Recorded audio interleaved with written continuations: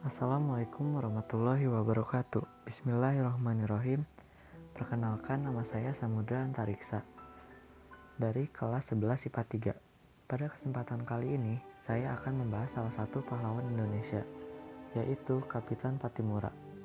Pahlawan ini bernama lengkap Thomas Matulesi atau yang dikenal dengan nama Kapitan Pattimura. Beliau memeluk agama Islam. Beliau lahir di Maluku pada tanggal 8 Juni 1783 dan wafat pada 16 Desember 1817 pada umur 34 tahun, dikarenakan ditangkap oleh Belanda dan diakhiri pengabdiannya di tiang gantungan di kota Ambon. Perannya dalam kemerdekaan Indonesia adalah ia berjuang untuk Maluku untuk melawan VOC Belanda. Sebelumnya, Pattimura adalah mantan sersan di militer Inggris. Pada tahun 1816, Inggris bertekuk lutut kepada Belanda. Kedatangan kembali kolonial Belanda pada tahun 1817 mendapat tantangan keras dari rakyat. Hal ini disebabkan karena kondisi politik, ekonomi, dan hubungan kemasyarakatan yang buruk selama 2 abad.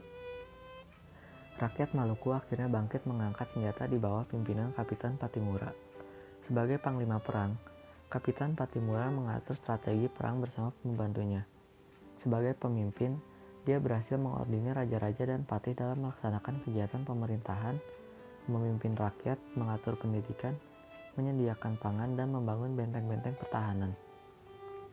Dalam perjuangan menentang Belanda, ia juga menggalang persatuan dengan kerajaan Ternate dan Tidore, raja-raja di Bali, Sulawesi, dan Jawa. Perang Pattimura hanya dapat dihentikan dengan politik adu domba, tipu muslihat, dan bumi hangus oleh Belanda. Di Saparua, dia dipilih oleh rakyat untuk memimpin perlawanan. Untuk itu, ia pun dinobatkan bergelar Kapitan Pattimura pada tanggal 16 Mei 1817. Suatu pertempuran yang luar biasa terjadi. Rakyat Saparua di bawah kepemimpinan Kapitan Pattimura tersebut berhasil merebut benteng Duur Stede. Tentara Belanda yang ada dalam benteng itu semuanya tewas, termasuk Residen van den Broek. Pasukan Belanda yang dikirim kemudian untuk merebut kembali benteng itu juga dihancurkan pasukan Kapitan Pattimura. Alhasil, selama 3 bulan benteng tersebut berhasil dikuasai pasukan Kapitan Pattimura. Namun, Belanda tidak mau menyerahkan begitu saja.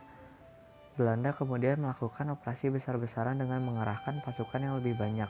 Dilengkapi dengan persenjataan yang lebih modern, pasukan Pattimura akhirnya kewalahan dan terpukul mundur. Di sebuah rumah di Sirisori, Kapitan Pattimura berhasil ditangkap pasukan Belanda bersama beberapa anggota pasukannya. Dia dibawa ke Ambon. Di sana beberapa kali dia dibujuk agar bersedia bekerjasama dengan pemerintahan Belanda. Namun, ditolaknya. Para tokoh pejuang akhirnya dapat ditangkap dan mengakhiri pengabdiannya di tiang gantungan pada tanggal 16 Desember 1817 di kota Ambon. Atas kegigihannya, perjuangan kemerdekaan, Kapitan Pattimura dikukuhkan sebagai pahlawan perjuangan kemerdekaan oleh pemerintah Republik Indonesia. Pesan yang dapat saya ambil dari kisah pahlawan ini adalah, ketika kita berani untuk memimpin, maka kita juga harus berani untuk berkorban.